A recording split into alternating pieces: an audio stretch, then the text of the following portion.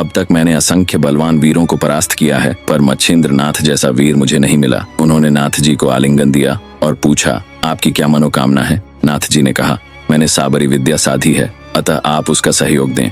वीरभद्र ने वचन दिया, मंत्र कार्य में मैं तुम्हारा सहायक रहूंगा। और सभी देवताओं ने भी आश्वासन दिया। तब मच्छिंद्र नाथ ने सब देवों को प्रणाम किया। विष्णु भगवान ने नाथ जी को हृदय से लगाकर कहा, तुम्हारी विद्या को मेरा पूर्ण सहयोग रहेगा। मेरे स्मरण मात्र से मैं प्रकट होकर संकट निवारण करूंगा। यह कहकर उन्होंने नाथ जी को चक्रास्त्र दिया। शंकर जी ने प्रसन्न होकर त्रिशूलास्त्र दिया। ब्रह्मा जी ने शापास्त्र दिया। इंद्र ने वज्रास्त्र प्रदान किया। सभी देवताओं ने उन्हें एक एक वरदान दिया और अपने अपने विमान पर चढ़कर स्वस्थान जाने लगे। नाथ जी ने देवताओं से प्रार्थना की, मेरी मनोकामना है कि मैं मनकर्णिका स्नान करूं। सभी देवताओं ने इसे स्वीकार किया। लक्ष्मीकांत ने उन्हें अपने विमान में बैठाकर वैकुंठ ले गए और अपने आसन पर बैठाया। वहां नाथ जी भोजन, विश्राम, उठना बैठना सब विष्णु के साथ करने लगे। वैकुंठ में रहते हुए एक बार नाथ जी को पूर्व जन्म की मेरु पर्वत पर ली गई समाधि देखने की इच्छा हुई। उन्होंने विष्णु से कहा। तब विष्णु ने उन्हें वहां ले जाकर वासुदेव और नवनारायण की समाधि दिखाई। नाथ जी को अत्यंत आनंद हुआ। वे 1 वर्ष वैकुंठ में रहे। फिर शिव जी उन्हें कैलाश ले गए,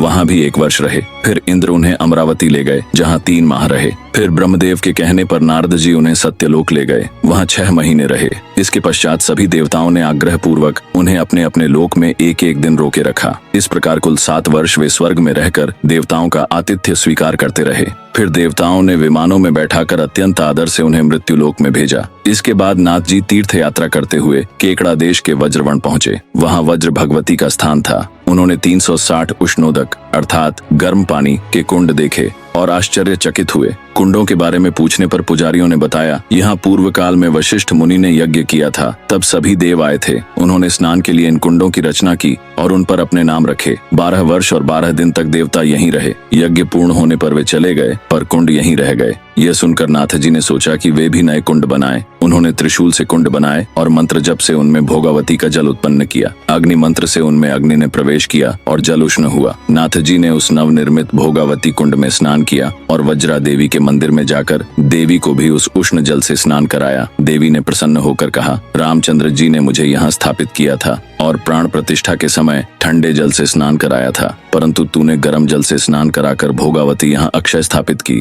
ये विशेष कार्य तूने किया। इस प्रकार देवी ने उन्हें 1 माह अपने पास रखा। फिर नाथ जी ने देवी को प्रणाम कर यात्रा आरंभ की। श्री मच्छिंद्रनाथ तीर्थों की यात्रा करते हुए द्वारका पहुंचे। वहां उन्होंने गोमती का स्नान किया और श्री रामचंद्र जी का दर्शन करके अयोध्या आए। अयोध्या में सरयू के तट पर स्नान करके जब वे रामचंद्र जी के दर्शन के लिए मंदिर की ओर बढ़े, उस समय अयोध्या में पाशुपत नामक राजा राज करता था। वह सूर्यवंशी स्वयं श्री रामचंद्र का वंशज था।